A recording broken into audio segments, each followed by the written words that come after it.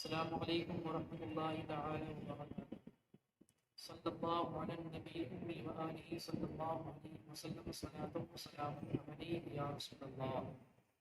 سب سے پہلے میں تمام اہل ایمان، مرد عورت، بچے بوڑھوں کو اس ماہ مبارک کی آمد پر مبارکباد پیش کرتا ہوں۔ اللہ تبارک و تعالیٰ نے اپنے محبوب کی نسبت کے صدقے ہم بندوں کے لیے نیکیاں اور برکتیں حاصل کرنے کا بہت اچھا موقع عطا فرمایا ہے۔ اس مہینے کی برکتوں کا کیا کہنا ہے؟ الحمدللہ میرے آقا کریم صلی اللہ علیہ وسلم نے اس مہینے کو 3 حصوں پر تقسیم فرمایا۔ آقا نے فرمایا اول رحمت و اوسط مغفرہ۔ اس مہینے کا پہلا عشرہ، پہلا 10 دن یہ رحمتوں بھرا ہے، یعنی ان 10 دنوں میں خاص رحمتیں نازل ہوتی ہیں رب تبارک و تعالیٰ کی، اور ان رحمتوں کا حقدار وہی ہوگا جو اس ماہ مبارک میں روزے رکھے گا، قرآن مقدس کی تلاوت کرے گا، دین کے اصول اور دین کے ضابطے پر عمل کرتے ہوئے رب تبارک و تعالیٰ نے اپنے محبوب کی نسبت کے صدقے یہ بڑا اچھا موقع عطا فرمایا ہے۔ ہم اہل ایمان کو چاہیے کہ اس مہینے کا احترام کرتے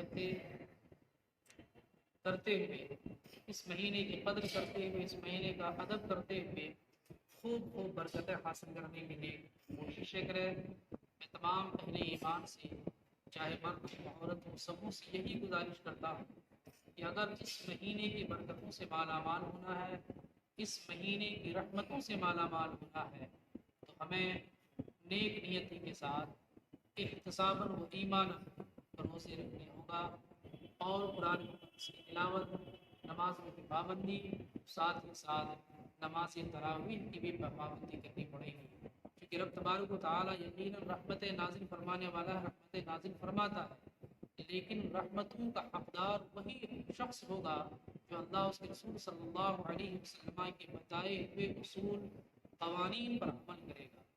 ہم بندگان خدا اور امت مصطفیٰ کے لیے کم وقت میں، کم محنت میں زیادہ سے زیادہ برکتیں، رحمتیں اور سعادتیں حاصل کرنے کا یہ خوبصورت مہینہ ہمیں عطا فرمایا ہے۔ ہمیں چاہیے کہ اس کی قدر کرتے ہوئے اپنی آخرت کو سنواریں۔ میں یہی پیغام تمام اپنے ایمان مرد عورت کو دیتا ہوں۔ اللہ تبارک و تعالی ہم سبوں قانون اسلام پر عمل کرنے کی توفیق سبیل عطا فرمائے۔